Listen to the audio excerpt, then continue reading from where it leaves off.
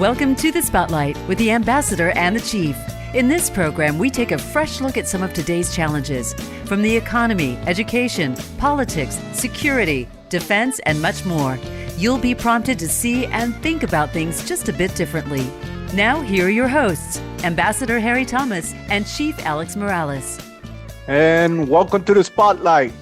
We are your hosts, Ambassador Retired Harry Thomas. And I'm the Chief Alex Morales. Harry, I'm excited today. We have up and coming here.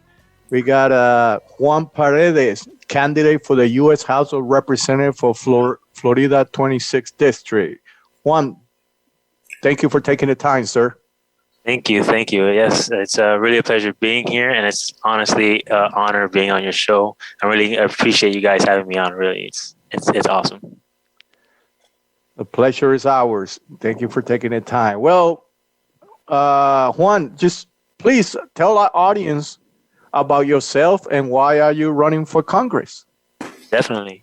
So running for Congress is actually a decision I made very recently, but the influence and the reasons for it were upcoming from throughout my entire life. Most of my life, I lived in what the Census Bureau would classify as deep poverty. So I understand what it means to struggle. I understand what it means to live every day like this sort of Damocles is hanging over your head. So that has been a major influence in my decision to run for Congress, and fixing the dysfunctions in our society that led to my position, that led to my struggle, is the biggest influence in me running for Congress. What better person to be the representative of the people who struggle than somebody who struggles himself? So that for me is my sole reasons why I'm running. But please tell us a little bit. Who is Juan Paredes? Yeah. Sorry. That's okay. So let me start a little earlier, honestly. Go ahead. So I grew up in my childhood. I actually wasn't born in poverty, really. My mom lived with her sister, my aunt, and they had, for the most part, in my early life, a very stable upbringing for me as a child. And I actually lived it fairly comfortable for the very early stages of my life, which made the transition once, because my mom and her sister couldn't live together forever, and I of course have other siblings who needed care as well. So once they were no longer be able to stay together, that transition, that immediate transition from fairly stable to very poor was very jarring. So that took a lot of adjustments for me personally as a kid, being able to adjust to my new circumstances in life. And society doesn't make it very easy for you, especially in America. They make society in general gives you the impression that if you lack money or if you're poor, it's not just because you lack money. It's almost as if you lack character. Like if you had better character, better morals, that would translate into more money. So that mentality is permeated through all institutions of our society in some way or form. Not completely, but generally. So, in our schools, in our media, maybe even in our churches, that mentality is that of picking yourself up from the bootstraps and being a better person gives you better money. That can definitely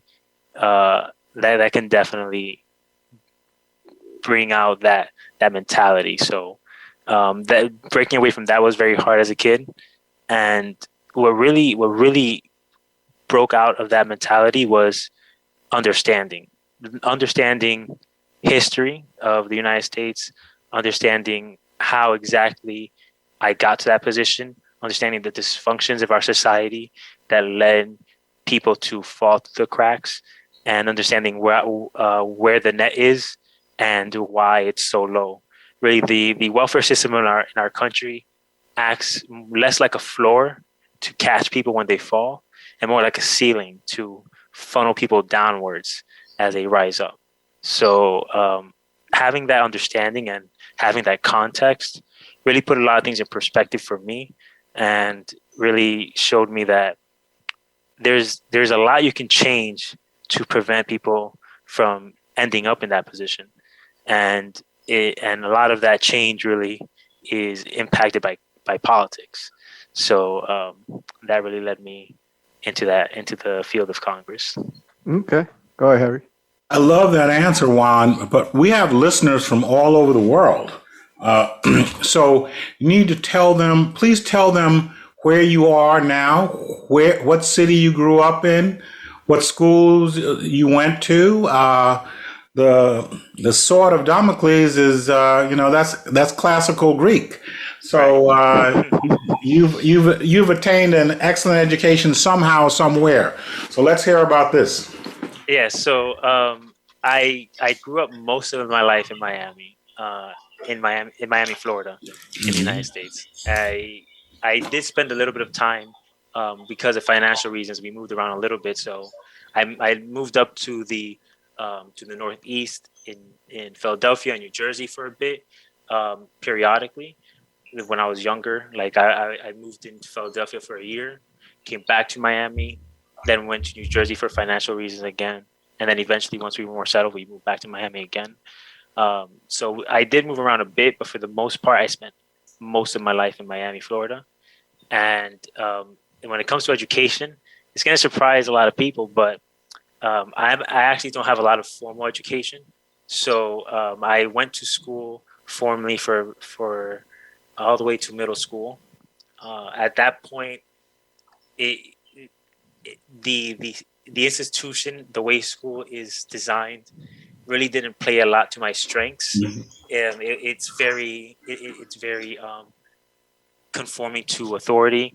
It's very structured in a way that you even the slightest deviation makes you a deviant. So it was very hard for me to go through the school institutions.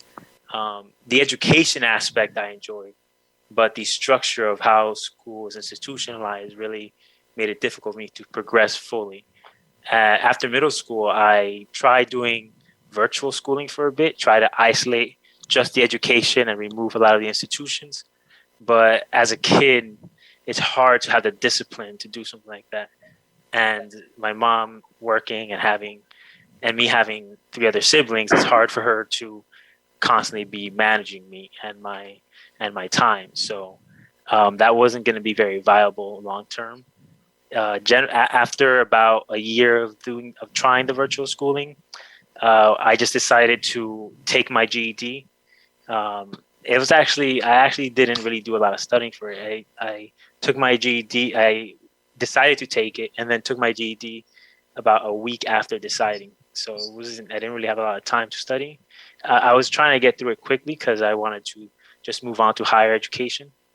And then after a year break, because I was very young at that point, I was like 16 when I took my GED. So going straight into college wasn't the best idea at such a young age. So I took a year off first before trying to do higher education. I realized quickly that a lot of the institutionalized issues are mitigated, but then you then have to basically pay for everything through higher education. You do get of course, financial aid, but it's not permanent. It doesn't last forever, and it runs out. So me going to the education system, especially for what I was wanting to do, which was computer science, it's just gonna be expensive, and it was not going to really give me the satisfaction I wanted for the price that I was gonna have to pay for it, and I was gonna have to continue going through that institutionalized system that I still didn't care for. It was mitigated but not completely gone. So I just decided to take my education in my own hands and started reading a lot of different books that I cared about in education, in economics, history, geopolitics even. authors like Giannis Varoufakis, for example, when it comes to economics, is one of my favorite authors. He's also a teacher in Athens, actually, so in the University of Athens. So I mostly took the education in my own hands when it comes to education. Oh, wow. That's impressive. So, going to your candidacy, what unique skills do you have that make you the best candidate for your district? Well, definitely, I do have a lot of economic and history, contextual history information. So I do bring a lot to the table when it comes to understanding U.S. history and world history in general, and economics. I read a lot about those things, but for the most part, I don't necessarily think those are skills necessary to do the job. I think a candidate should be a proper representation of the people of the district he's representing. And for the most part, the way you become a candidate, it kind of selects. It's almost as a funnel. It selects for a specific type of person, and a lot of those people aren't necessarily representative of the people they're representing. You have to have either a large following or a lot of initial money to become a candidate. So when those people are running for Congress, you don't really have a proper representative. What makes me the best candidate for the job is that I lived my whole life through the struggles that people I would be representing are struggling through right now. I would understand intimately and firsthand knowledge of what they go through, and the hardships that they have to endure on a daily basis. So that, to me, makes me uniquely qualified to be the representative of this district than somebody else who goes through that same funnel is not going to be quite as representative. So, Okay, good. Well, Juan, I'm going to call you the disruptor. Yeah, that's what I look to be. So I'll take that with pride. Maybe AOC is your inspiration, but let's talk. When you talk about changing our health system priority from profit to care, what do you mean? Oh, perfect. Honestly, that's actually a really great question. So, the United States prioritizes its care through profit, meaning you have to have a certain amount of money to be able to get a certain level of care. There's no way around it. If you don't have a health care, if you don't have the money to pay for it, you can go to the emergency room, but it's not going to be at the level of care that you would want to have. This is the only developed nation in the world that does its healthcare system like this. Every other developed nation has some form of subsidized care for its citizens. It's only natural. Everybody, and it also makes a lot more economic sense. Instead of having separate healthcare systems that you have to pay in, and then hopefully you don't have to use constantly, but if you do need to use it, since each healthcare system is separated, so you have different companies doing healthcare, you'll have a much smaller pool of people paying into that system.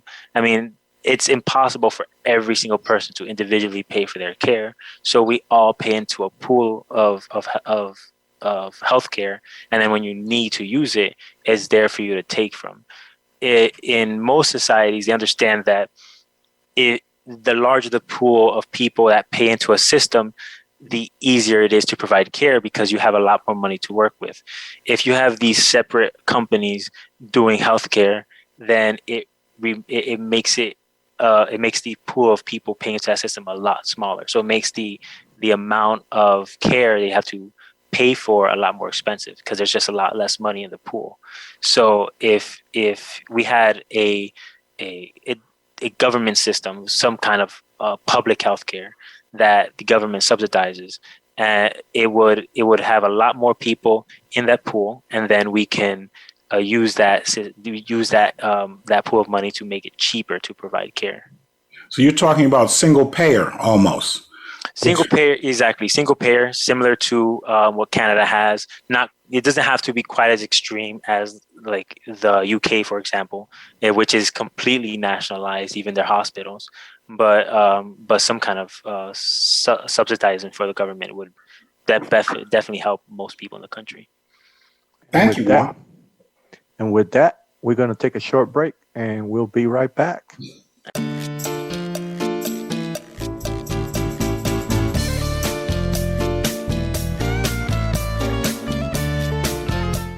Become our friend on Facebook. Post your thoughts about our shows and network on our timeline. Visit facebook.com/Voice America.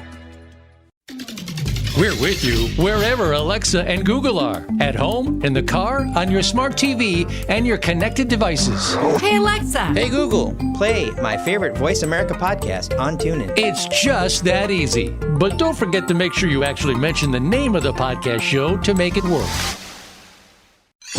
Your favorite Voice America Talk Radio Network shows and hosts are in your car, outdoors, and wherever you need them to be. Listen anywhere. Get our mobile app for iPhone, BlackBerry, or Android at the Apple iTunes App Store, BlackBerry App World, or Android Market.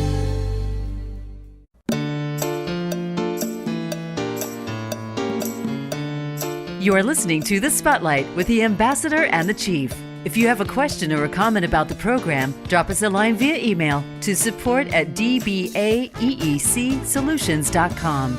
Again, that's support@dbaeecsolutions.com. Now back to the Spotlight. And we're back to the Spotlight with candidate for the House of Representatives, Florida District 26, Juan Paredes. Go ahead, Harry. Hey, Juan, thank you. That was a great first segment. You clearly care about people, and you come from a background that many of us can relate to. Please tell us about our audience, about your education plan. Yeah, so this to me is actually very important. Education is the backbone of any society. It's called the great equalizer for a good reason. Without proper education, people are not really going to understand what their rights are and what they have to fight for. People's rights are only rights that if they can fight for them. Like, no one's going to come down and bestow rights to you. You have to fight for those rights. And understanding those rights really comes from a good education. So to me, it's actually very, very important that we have a strong education system. In the United States right now, most of our education is structured in two ways. One is through strict KPIs for teachers through the I'm losing the word here, standardized tests. So they have to have certain standardized tests, and they measure their KPIs through these standardized tests. Hold on one sec. Excuse me, Juan. We have a no acronym rule. So our listeners abroad aren't going to know what KPI is. In fact, I don't know what KPI is. I'm sorry. So what is it? So KPI is a key performance indicator. So they measure the success of teachers by the success of the students through the standardized tests. And that's very problematic because once you start measuring success in that manner, then the focus of the teachers become not necessarily in proper education, but making sure that students have the right scores on those standardized tests. And having students remember certain frivolous facts about science will get them a really good score in their standardized tests. It's not going to give them a true understanding of the process of how they got to that answer and why that answer is important. So that structure by itself is a major detriment to education. And then on top of that, they also have the systems of the way they fund the education. So the education is funded through districts rather than federal funding. So it means that if a district is poor, they're not going to have the resources to provide proper education for a lot of students. And if a district is rich, they're going to have an excessive amount of resources. That's why you see some schools, they can't afford textbooks. And then other schools, they have iPads that they use. So, and of course there's magnet and private schools, which shouldn't exist in my opinion as well. School isn't a for-profit institution. You shouldn't be making a profit off of people's education. You should be providing the best education you can at the time for as many people as possible. So profit shouldn't play a role here. And Excuse me, hold on one second. Are you saying there shouldn't be private, parochial, or charter schools? not if you want to have the best education out there, because if you have a private institution, they're going to incentivize to have people be in their institution by having a better education system. And you can only provide the best education. So let's say these private schools are providing best education, then they have incentive at that point to try to limit the reach or the scope or the resources of any public institutions. Now, there's many avenues they have to do that. They can lobby congressmen. They can influence curriculum in schools. Like, there's a lot of avenues they have to influence those things, and they have an incentive to do that if their motive is profit. Because if the government provides free education at its peak level, there's not really going to be any incentive for people to use any private system. So in the best case scenario, it's not that necessarily I wouldn't allow it. It's just that it wouldn't exist because it wouldn't be necessary, because the government is going to provide it for you. So what you're saying is, if public education would have been better than a private education, you say the private education would go away because it's for profit versus that. That's the case you're making. Exactly. It just wouldn't be necessary. It wouldn't exist because there would be no incentive for people to use it. And so that's why in a perfect world, there would be no profit education. And actually, there's many countries that have this very similar system right now. Like, for example, Finland has some of the best scores in any Western country. The only ones that can compete are Eastern countries like China, South Korea, Taiwan. But their education system is extremely conformative, meaning they have to adhere to very, very strict societal rules. They have to be very accommodating to authority, and they have to have very strict guidelines for their education. It's not like in Finland, for example, you don't take a standardized test until the equivalent in the United States of middle school, like when you're leaving middle school. That's the first standardized test any student would ever take in Finland. Their teachers do not have to. Teachers in Finland aren't mouthpieces for a curriculum that's handed to them. They are very intimately involved in the architecture of that curriculum. They're very involved in building that curriculum. So of course, becoming a teacher is much harder in Finland than it would be here, but it's necessary for students to have a really good education. So changing that mentality of competition and making it more about cooperation in Finland, and also removing standardized tests and making teachers more active in the students' education while at the time, 50 years ago, none of these things were proven to be very beneficial. It's shown after many decades to be an immensely better system than we have in the United States. And that's something that we should look towards to improving. So Juan, just to be clear, so you would eliminate parochial schools too? I'm sorry, parochial schools is what? Catholic schools, religious schools. I wouldn't necessarily say that I would remove them, as in there would be a rule that you couldn't be in one. Though if people feel like they want to go to a Catholic school, that's perfectly fine. But that Catholic school must have a standard of education that is up to par with a federal standard. Like, there should be a standard of education. Everybody should be receiving the best possible education they can have. If they feel like they want to go to a Catholic school, it's perfectly fine. Private, like I said, I wouldn't make it impossible for private schools to exist. I just don't think that if there was a public education system that is sufficient enough, that is accessible to everybody, I just don't think it would be necessary. So I don't think people would go to it. I wouldn't make it illegal for it to exist. It would just naturally fade away over time. Thank you. Juan, what do you mean when you're talking about affordable housing. When you're talking about accessibility to affordable housing, can you explain to the audience what you want to? Yeah, so affordable housing is really vital for people to be able to function properly in a society. People won't be able to really maximize their potential and their performance if they're insecure in their housing, if they don't have anywhere to sleep, if they don't have anywhere to bathe or get comfortable or even be secure, because living outside is very dangerous. So housing is very, very vital to somebody's functionality in the society just in general.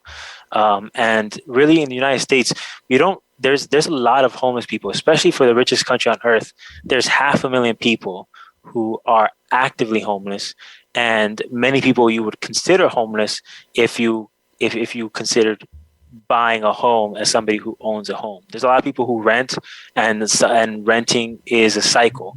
They, especially if you're in deep poverty, there's times where you can afford it, and then eventually you cycle backwards in your financial status to where you can no longer afford it. So there's people who cycle in and out of homelessness all the time. And this, like I said, for the richest country on earth, this is intolerable. And honestly, Finland is another good example of how they do housing. If somebody needs housing, they provide housing for them. And once they become functional enough, once they've hit a level of functionality to where they can provide for themselves, then they cycle them out of that housing and put somebody else in who needs it themselves. Because poverty is a cycle. So if somebody is no longer in that system, in that cycle of poverty, we help them move on to owning their own home, and then we provide the housing that they had before that the government provided for them for somebody who is still within that cycle of poverty. We don't lack houses in the United States. There are more empty houses. Like, for example, in just Florida alone, there are 200,000 empty homes, and there are 500,000 homeless people. So there is enough houses in this country for everybody. We don't lack housing. We lack affordability. It's not that we don't have space. Not that we don't have houses. We just don't have people who can afford them. And that's a choice we make. Houses don't have to be this expensive. This is a choice that we allow to exist. We can regulate the cost of housing in many ways. We can regulate the certain percentages of how much more you can make it above a market price. We can regulate the property taxes of houses. Like, there's many ways we can make it more affordable, but generally the best way to do it is following Finland's lead and provide housing for people who need it. The government provides housing. They purchase houses and provide housing for people who need it. And once they finally get to a point where they can function on their own, we cycle them out and then move in somebody who needs that housing, who's still currently in that cycle of poverty. I think that would be the best way to make it so there's no homeless people in our society. Well, I hope you're going to tell the people in Finland to listen to this program. They're really gonna like you, Juan. It's always good to look at how other people are doing things, their successes and their failures, and try to. And not every society is the same, so you can't copy things one to one. Like, there's always going to be specific details that are going to be different, but you can always look at their successes and try to incorporate a lot of their successes into our own system. Oh yeah, I 100% agree. And but I wasn't being facetious. You got to find somebody in Finland to get this when we send you the e-card. So what can be done, following on what you said earlier, to strengthen the Affordable Care Act? So when it comes to the Affordable Care Act, it's a good jumping or middle ground. It's a good platform to continue on, but it's not something we want to have as our system of healthcare. The Affordable Care Act, what it does is it requires you to get a privatized healthcare system, and the government then subsidizes the private healthcare system. And and that in itself is not sufficient enough, especially because then these private institutions can dictate the cost and the prices of the healthcare and the drugs that they're providing. So it's massively more expensive than having a single payer healthcare system, and it still provides you with the level of care that you can afford, even though it's subsidized. So it mitigates some of the issues. Like, of course, like there's protections of pre-existing conditions that you wouldn't have otherwise, and there are people, a lot more people, millions of people who wouldn't have healthcare otherwise. So I'm not saying that it's not beneficial in any way to the previous system, but it's not sufficient enough. For me, I would rather, instead of strengthening the Affordable Care Act, look to transition to something far more sufficient that provides healthcare to a lot more people for a lot less cost. And with that, we're going to take a short break, and we'll be right back.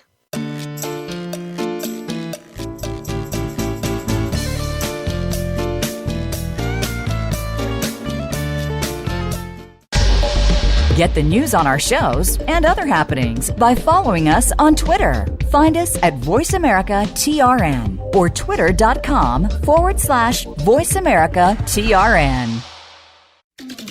We're with you wherever Alexa and Google are. At home, in the car, on your smart TV, and your connected devices. Hey, Alexa. Hey, Google. Play my favorite Voice America podcast on TuneIn. It's just that easy. But don't forget to make sure you actually mention the name of the podcast show to make it work. Become our friend on Facebook. Post your thoughts about our shows and network on our timeline. Visit Facebook.com/Voice America.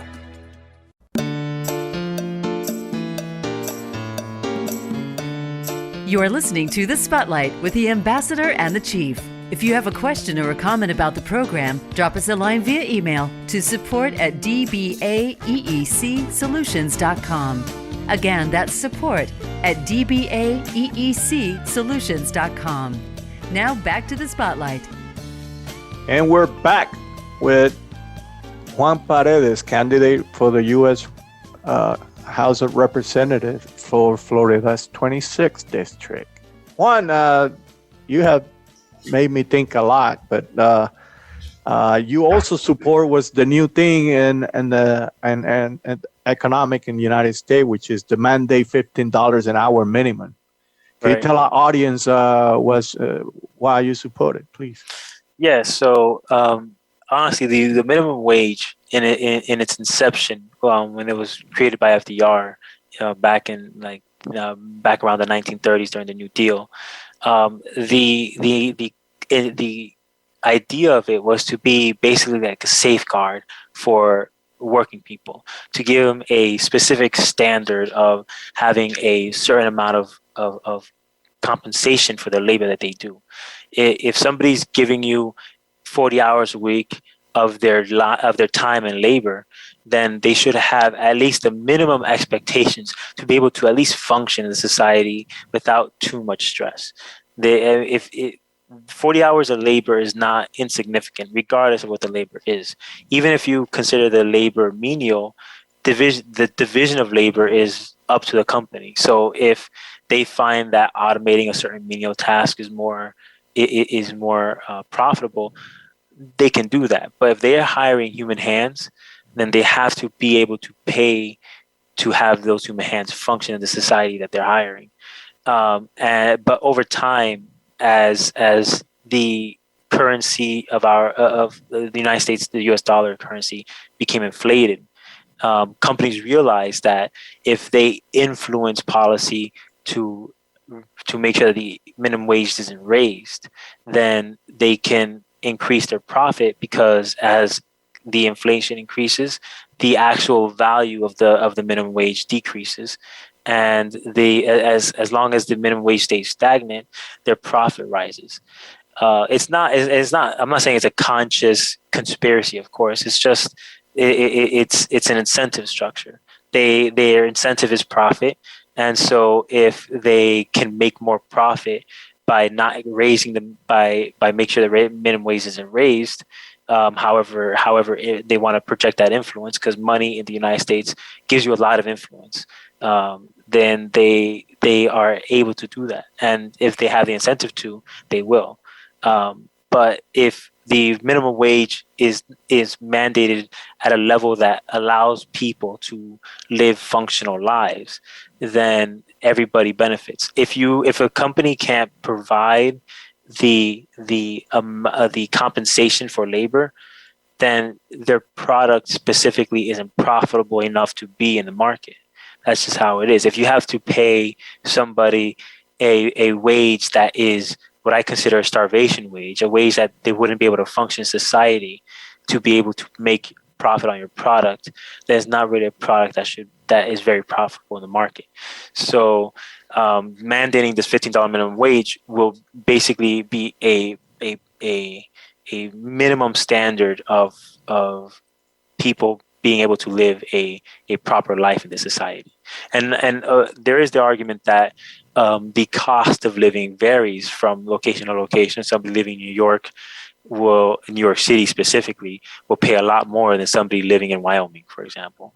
And that is a fair argument. And we can adjust the $15 minimum wage from region to region. But that as the baseline is better than having too little bit and having people suffer and not being able to provide the basic means of subsistence for living in the society. So the $15 minimum wage can be adjusted in regionally if it's necessary, but $15 is not, even if we raise it to $15, it wouldn't match the amount of money, it wouldn't match the amount of productivity that has increased since 1980. 1980 is a good standard because that's when productivity started really, really increasing. And if we go back to 1980, the productivity has increased 300%, but the minimum wage has stayed stagnant. People haven't been getting paid anything more. So if productivity increases and minimum wages isn't increasing, of course, all of that value is being funneled directly into profit.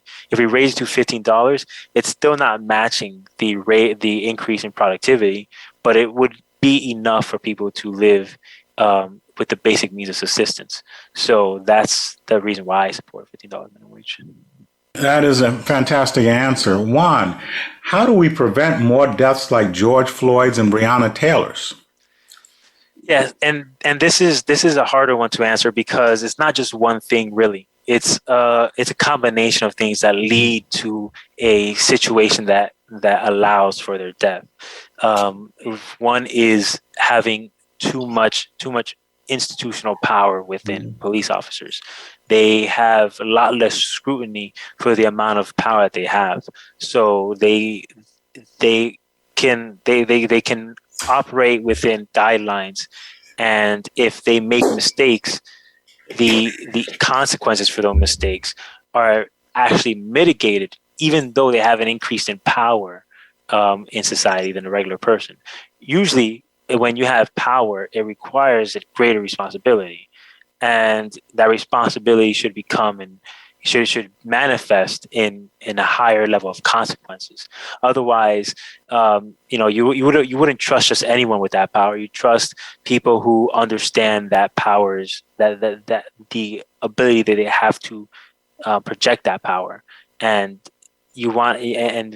to mitigate the wrong people getting that power, you'd have to have a certain level of consequences for somebody abusing it. And the consequences for police officers abusing that power is not sufficient to prevent them from behaving in a way that allows for the deaths like George Floyd and Breonna Taylor. For example, like Breonna Taylor, no-knock warrants.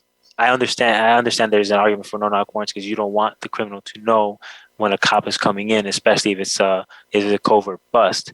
But the scrutiny they needed to get the no-knock warrant, specifically was nowhere near the level that should have been required for them to actually acquire that no-knock warrant. So not necessarily saying that no-knock warrant shouldn't exist, but it should be much more difficult to acquire one than it was for them to acquire one for Breonna Taylor's death, or what led up to Breonna Taylor's death. And for George Floyd, this one specifically actually is less cut and dry, because there was actual justice being provided for George Floyd's death. However, it took a national protest that never existed previously for that justice to be upheld. We couldn't trust our legal system to provide that justice without people going to the streets and fighting for that justice. So it's not so. George Floyd's death and Breonna Taylor's death really showed us that there's a lot of work to be done. And like I said, it's not one thing you have to change. It's a problem with the institution of police rather than like a single thing that the police do. So, continuing that topic, did you agree with taking away qualified immunity? I definitely support removing qualified immunity. Qualified immunity, what it does is it only makes a violation admissible in court if there's previous precedent of that violation in being upheld in court, and with sufficiently similar circumstances and facts. So, like let's say a police officer kills somebody by accidentally pushing them into a ditch. Well, if they pushed them into an ocean or a river, it wouldn't fall under the same level of facts. So it wouldn't. They'd have to have a separate precedent in court for them to be able to uphold that as a violation. And like I said, that level of scrutiny requires either a lot more consequences, or you have to reduce the level of power. Because if they have that much power to project over citizens, then the responsibility of wielding that power must be much greater than what exists now. It should require much more responsibility. Or alternatively, we have to reduce the level of power that police officers have. If a police officer does a violation while doing their job, then they should have to be able to prove in court that they were doing their job properly without this extra level of qualified immunity, which other professions don't have, which do have liabilities themselves. For example, a surgeon. A surgeon doesn't have qualified immunity, and he's cutting people open for a living, and he's doing a lot of risky work, a lot of liability in being a surgeon. There's no qualified immunity. If a surgeon violates a guideline or a law, they have to prove what they did wasn't a violation in court. I'm asking the same thing for police officers. If you are doing a good job, then it should be very easy for you to prove that in court. There shouldn't have to be this extra level, this extra step of scrutiny for the qualified immunity. Hey, George, you stated that you're not proposing a border that is open and unmaintained or unmonitored. So please tell our listeners what you are proposing in regards to the border. Yeah. So when it comes to the border, if you look at the disparity between the Canadian and the Mexican border, it's very obvious of the level of security in one and the other. I do agree that borders are necessary. Just for the organization of society, you need to know how many people exist in your country, how many people are going in and out, who are going in and out. Like, all these things are necessary information for structure and organization. But it doesn't mean that just because we have a border and we are monitoring a border means that we have to militarize that border. We allow capital to flow freely from the Mexican and Canadian border without any taxes, without any tariffs. They can go in and out as it pleases, but people are restricted far more. And all I want is for the society to have a border that allows people to enter, as long as they're not an immediate threat. The United States has a lot of land, has a lot of space, and people aren't flooding into the borders as some others might scaremonger. I just want a more humane border that isn't locking people up in cages, waiting for court hearings for months, maybe years, being sent back, especially if they are refugees, being sent back to extremely dangerous situations in countries that they came from after traveling an incredibly dangerous journey. We can be far more humane than we're being. The level of containment in those borders, the people who are in cages, are honestly analogous to concentration camps that we've had for the Japanese during World War II.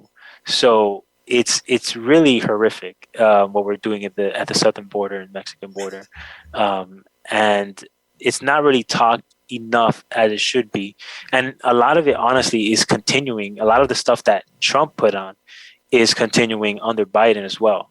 It's not like we're doing much to change it, even with this new government. So the problem with the border is beyond Democrat or Republican issues. It's about humanity. It's about treating people like people. And if they're not a immediate threat to anybody else or the country, what is a justification from stopping them from coming in, other than the fact that you might not want certain people coming in? Thank you for that. Let me apologize. I said George. I meant Juan. Yes, there's no problem. I was looking at the other question, and Alex reminded me, but I'm taking it very seriously. So my apologies. No, I appreciate the apology though. You speak about. We're almost at the end, but I want to put this one because I do agree this will help the people to understand your platform. You speak about reform public transportation, and I'm assuming I know why you're so hard in that, because of what you came from. Oh, please tell our listeners, what do you mean with reforming public transportation? Yeah, so in the United States around 1960s, we had a decision where we can either improve our public transportation system and make it far more robust, or improve our network of roads and make that more robust. And of course, because of the influences of these mega corporations at the time, like General Motors and Ford, it's not surprising we went the route of making an interstate highway and making it far more accessible to vehicles like cars. But cars are very inefficient ways of transporting people. It's a giant vehicle. It's a large machine that transports a very small number of people, and it's very polluting to do so. Even maintaining and building these roads are far more costly and require much more labor than maintaining a public transportation system. And the reason why people use cars and we have a car culture is because we have a very lacking public transportation system, and it benefits a very certain aspect of the society, people who can afford to maintain vehicles, which not everybody can, especially people who are at a certain level of poverty. It is very, very hard to get a vehicle, and it's even harder to maintain a vehicle to make sure it keeps functioning throughout your lifetime or the time that you need it. So the only viable way to make sure that people have the ability to get to work, because if people can't get to work, then they're going to stay unemployed. If they stay unemployed, they're going to be continually be a cost to society rather than somebody who pays into society. And we can only make sure that everybody gets to work by having sure that everybody has proper transportation. And I mean, we could either give everybody cars, or we could give people a proper public transportation system. I mean, in Miami, for example, we have 2 train lines, and I work in Miami Beach right now, I've been taking public transportation for over a year before COVID happened, and if for me to go to Miami Beach, I'd have to take 2 buses, which aren't guaranteed to be on time, a train, and then another bus to get to Miami Beach, which again isn't guaranteed to be on time. So that kind of uncertainty forces me to leave much earlier than I have to, make me wake up much earlier than I have to. And then I have to have that level of stress that if I even miss a single stop, I'm going to be late. So that pushes me to not take public transportation. It pushes me to put myself, even if I have to put myself in a very difficult position to acquire a vehicle, because that's the only way I can have security and reliability. If I had security and reliability in public transportation, the vehicle wouldn't be necessary, and it would make my position, if I struggled financially, which I did for a long time, it would make it the ability for me to transition out of poverty much easier, much quicker if I didn't have that burden of needing a vehicle if we had proper public transportation. I would say that even that proving your case, DC, New York, when they got reliable public transportation, even the people with means use public transportation. So that's a strong case. Right. And Singapore has even profitable public transportation. Yeah. Well, we are at the end of our episode and our interview. Juan, you've been very kind with your time. Thank you so much for taking the time and explaining your platform. We wish you the best. Harry, take us out. Hey, Juan, you are extremely well educated. Don't ever put that down. And we were so impressed, and we know voters are always looking for a fresh face. So we wish you the best of luck. And after you're elected to Congress, please come back to our program. Yeah, definitely. And honestly, thank you guys for having me on your show. And I really appreciate the kind words. And honestly, if you guys would have me, I would definitely like to come back even before I'm elected to Congress. So, okay, we'll work it out. Well, it was the Spotlight with the Ambassador and the Chief. Thank you very much.